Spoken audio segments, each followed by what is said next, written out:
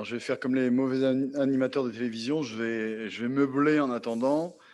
Donc cet après-midi sera consacré à 2 thématiques. Une thématique en fait qu'on a déjà abordée, ce matin, violence, terrorisme, djihadisme. Et là qui vont donc parce que dans cette question islamisme, vous l'avez bien senti déjà ce matin, se gît la question de la violence physique. Et cette violence physique qui dépasse, très Mmh. souvent la question, religieuse, va être du coup interrogée notamment par, Géraldine Cassut, particulièrement, sur les femmes. On parle beaucoup des femmes, hein, on avait commencé à parler des femmes chez Daesh, à peu près à partir de 2017. On a mis du temps à identifier le problème.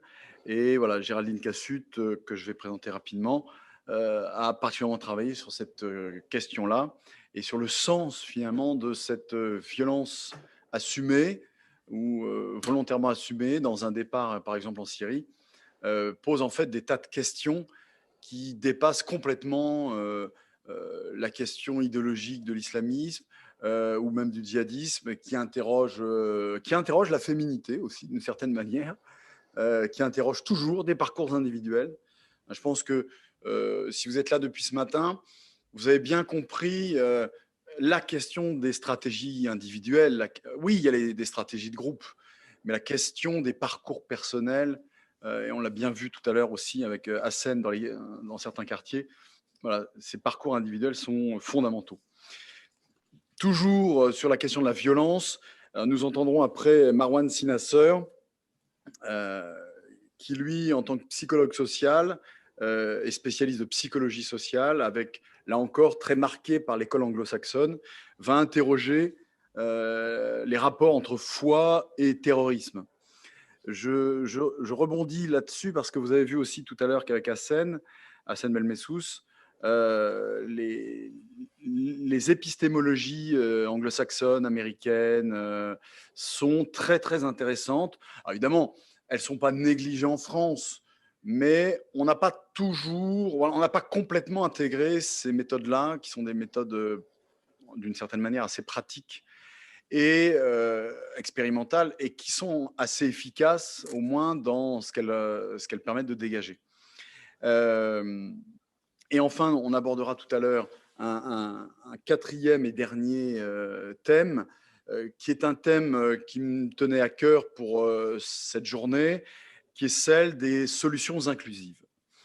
Alors évidemment, le mot inclusif en France agace très, très facilement, parce que inclusif revêt une nuance de naïveté,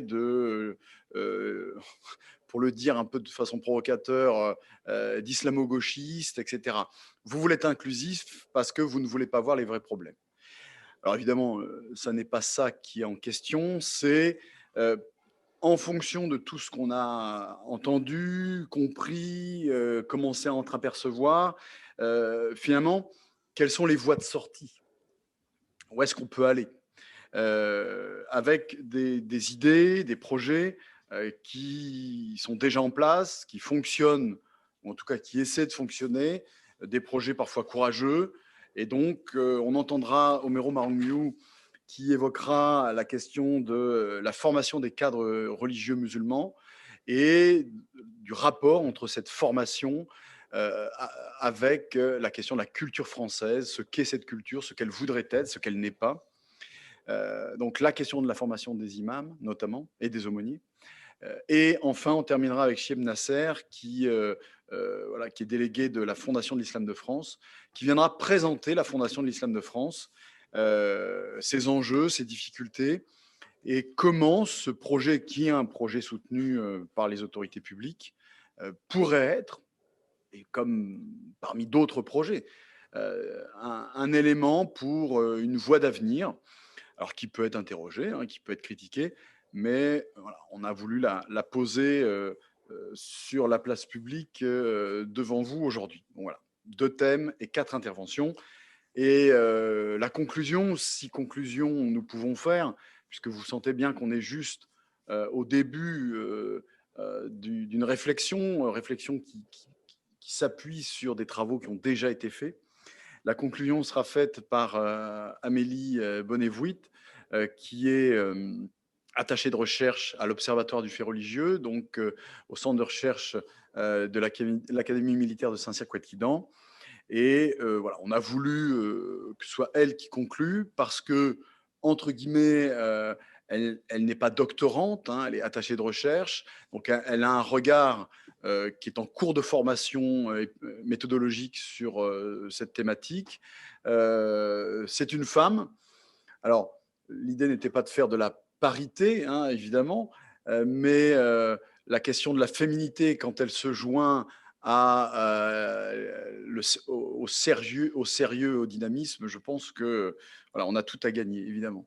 Et puis elle est jeune, entre guillemets, hein. Pour le moment, vous avez vu des gens d'un certain âge. Là aussi, la question de la jeunesse est évidemment essentielle pour l'avenir. Et donc, c'est pour ça qu'on a voulu qu'elle fasse la conclusion.